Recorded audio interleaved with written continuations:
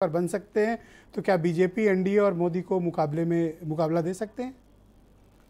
देखिए, ये मोदी का तीसरा चुनाव है प्रधानमंत्री पद के लिए, और ये बात अभी बहुत साफ है कि मोदी की तुलना में जो राहुल गांधी की लोकप्रियता है अभी देश में कम है। इससे हर आदमी कोई इनकार नहीं कर सकता, स्वीकार करेगा। लेकिन जो राहुल गांधी की पिछले दिनों यात्रा हुई और उस यात्रा के बाद जो चुनावों के परिणाम आए हैं, उसने राहुल गांधी को एक नेता के तौर पर उनकी स्वीकार्यता को बढ़ा दिया देश में, और यही वजह है कि आज उन पर ये चर्चाएं हो रही हैं। राहुल गांधी उत्तर प्रदेश में उनका उतना जनाधार नहीं है जितना उत्तर प्रदेश के बाहर उनको वेटेज मिल रहा है, या जितना सपोर्ट है उत्तर प्रदेश के बाहर। ये भी एक फैक्टर है कांग्रेस के सामने। जब वो लोकसभा चुनाव लड़ने आएगी तब उसको यूपी में अकेले लड़ना है या सपोर्ट में समाजवादी पार्टी के साथ लड़ना है, ये उसके लिए बड़ा इम्पोर्टेंट होगा। क्योंकि यहाँ पर अकेले अगर सारे राजनीतिक दल, मायावती अकेले लड़ेंगी, कांग्रेस अकेले लड़ेगी और सपा अकेले लड़ेगी, तो बीजेपी की एक तरफा जीत को कोई रोक नहीं सकता है। ये बात बहुत साफ है।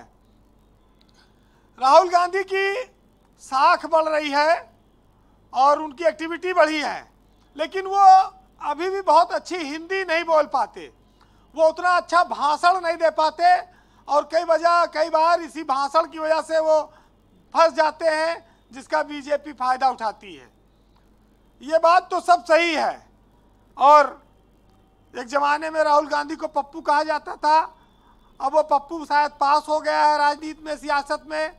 अब उसको फेल होने का कोई डर नहीं है, वो जिद्दी हो गया है, वो पैदल चलने लगा है, और उसकी इस पैदल चाल ने काफ़ी कुछ कांग्रेस की तकदीर बदली है। कांग्रेस की तकदीर खड़गे के आने के बाद भी बदली, इसमें कोई शक नहीं। लेकिन नाम आज भी राहुल गांधी का ही होता है। एक दौर वो भी देखा कि जब उन्हें स्मृति ईरानी ने हरा दिया अमेठी में जाकर, और वो कांग्रेस के राष्ट्रीय अध्यक्ष थे, वो उनका एक बुरा दौर था। शायद अब उससे कांग्रेस आगे जा रही है। लेकिन आज भी उत्तर प्रदेश में कांग्रेस के पास समाजवादी पार्टी के अलावा कोई विकल्प नहीं है। अगर वो अखिलेश यादव के साथ गठबंधन में नहीं आते हैं तो देश में वो सरकार बनाने की जो सपना देख रहे हैं उसको वो भूल जाएं, क्योंकि यहाँ पर वोटों का बिखराव बीजेपी की केंद्र में सरकार तय करता है, और यही वजह है कि बीजेपी पूरी ताकत से यहाँ लगी हुई है।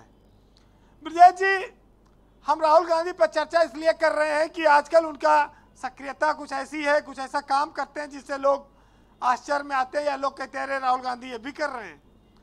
अपने यहाँ मजाक में लोग कहते हैं, आजकल तो बड़ी मजाक बन रहे हैं उस पर, कि ये बीजेपी ने सब किया करा है।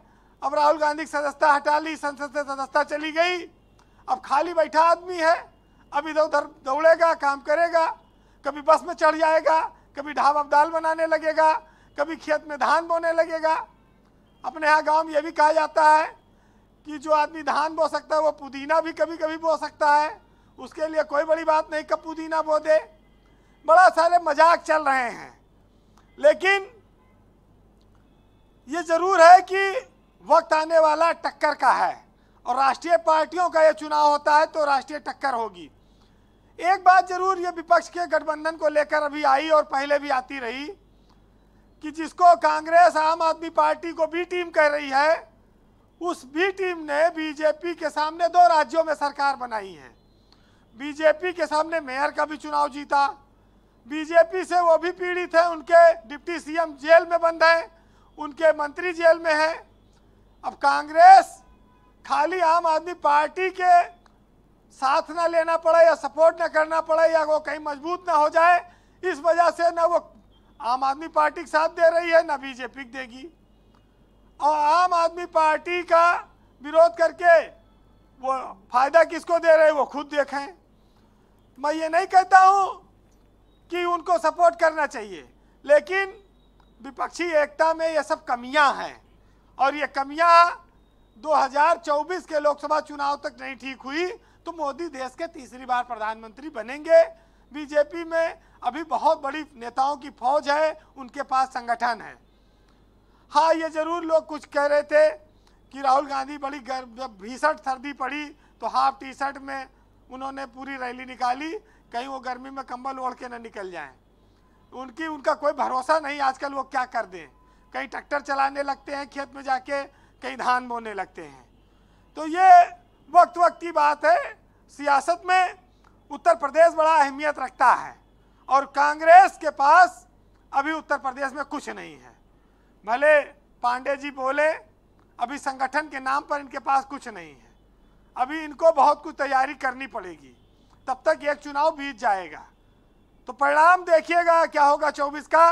लेकिन ये जरूर है कि इनके नेता मजबूत हो गए, उनको लोग देखने सुनने आने लगे। उनके नाम पर उनकी यात्रा के बाद 2 राज्य में उनकी सरकार बन चुकी है, ये सच्चाई है।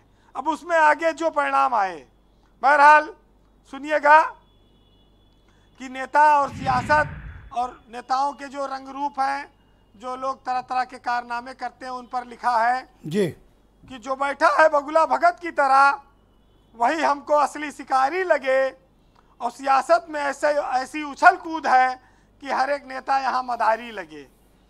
और जिसको अब भी सियासत पर है यकीन, उसको ये मुल्क दिखाया जाए। और वक्त के साथ ना ये चल पाया, अब इस मुल्क में फिर कोई एक नया खुदा बनाया जाए। बहुत शुक्रिया वीरेन जी, आपका बहुत बहुत धन्यवाद ग्राउंड जीरो से हमें इनपुट और फीडबैक अपना उपलब्ध कराने के लिए। बहनों भाइयों, आज हम चर्चा कर रहे हैं विपक्ष के महागठबंधन और राहुल गांधी को लेकर कि क्या वो